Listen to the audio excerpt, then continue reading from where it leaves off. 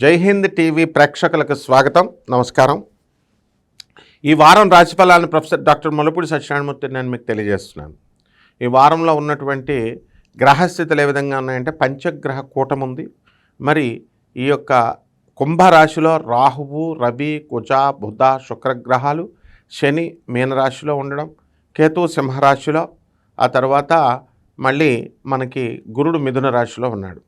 కాబట్టి ఈ రాశిలో ఈ యొక్క గ్రహస్థితులు ఈ రాశుల్లో ఉన్న కారణంగా ఒక్కొక్క రాశి వారికి, ద్వాదశ రాశుల వారికి కూడా ఒక్కొక్క రాశికి ఏ విధంగా ఫలితాలు ఉంటాయో తెలియజేద్దాం. మేషరాశి వారికి అందరికీ కూడా ఏలినాటి శని జరుగుతుంది. కాబట్టి ఈ ఏలినాటి శనిలో మనకి అధికమైనటువంటి ఖర్చు ఇవన్నీ కూడా ఉంటాయి. అయితే ఈ వారంలో మనకి బంధువుల రాకపోకలు, తర్వాత ఆలోచన దృక్పథం కూడా మారుతుంది. ఆదాయాలు బాగా పెరుగుతాయి. మంచి వాళ్ళతో స్నేహాలు, బంధువులతో ఇంతకుముందు ఉన్నటువంటి విరోధాలన్నీ కూడా సమసిపోతాయి. అలాగే శత్రు పీడతో భయంగా ఉంటుంది. కాబట్టి ఏలినాటి శని కాబట్టి అప్పుల వాళ్ళు వీళ్ళందరూ కూడా ఎట్లాగా మనం ఎదుర్కోవాలి అనేటటువంటి ధోరణితో ఉంటారు. అయితే ఇవన్నీ కూడా నైతిక ధైర్యం అనేటటువంటిది మీకు ఈ శుక్రగ్రహం వల్ల మీకు వస్తుంది.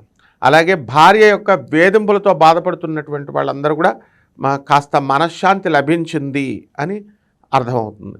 అదేవిధంగా భార్యాభర్తల మధ్య ఉన్నటువంటి అన్యోన్యత లోపాలు ఇవన్నీ కూడా సవరించబడతాయి. అలాగే గురుడు మిథున రాశిలో ఉన్నాడు కాబట్టి విద్యార్థులందరూ కూడా వాళ్ళు ఎక్కువగా కష్టపడి చదవాలి, లేకపోతే ఎగ్జామ్స్లో అంత ఉత్తీర్ణత శాతం ఉండదన్నమాట.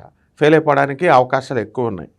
కాబట్టి ఈ రాశి వారికి అందరికీ కూడా పిల్లల వలన కేతువు సింహరాశిలో ఉన్న కారణంగా అనేకమైనటువంటి ఆలోచనలు పిల్లల గురించి, ఏ కాలేజీలో చేర్చాలా, ఎలా చేర్చాలా అని ఆ డబ్బులు బాధలు, ఈ రకంగా అనేకమైనటువంటి ఒడిదుడుకులు ఇవన్నీ కూడా ఉంటాయి. అయితే పిల్లల గురించి కాస్త మనస్తాపము చెందుతారు.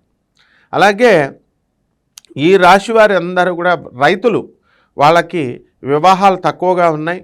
మరి ఇప్పుడు ఈ వారంలో మనకి వివాహాలు అనేటటువంటివి లేవు కాబట్టి శుక్ర మోఢం ఇంకా పూర్తి కాలేదు. మనకి 19వ తేదీ దాటిన తర్వాత శుక్ర మోఢం ఫిబ్రవరి 2026 సంవత్సరంలో జరుగుతుంది. కాబట్టి పరిహారాలు మనం ఏలినాటి శని కాబట్టి శని జపం చేసుకోండి, శని స్తోత్రాలు చదవండి, శనికి కిలోంపావు నల్ల నువ్వుల్ని, నల్లని వస్త్రాన్నిచ్చి పేద బ్రాహ్మణులకి శనివారం నాడు ఉదయం 8 గంటలకి దానం చేసుకోండి. దశమహావిద్యల్లో ఒకటైనటువంటి మహాకాళి అమ్మవారి యొక్క హోమాన్ని, ఆమె యొక్క మంత్ర జపాన్ని మీరు చేసుకోవడం, అలాగే రావి చెట్టుకి చుట్టూ ప్రదక్షిణాలు చేస్తూ ఓం శనేశ్వరాయ నమః అంటూ చేసుకుంటే సరిపోతుంది. శుభమస్తు.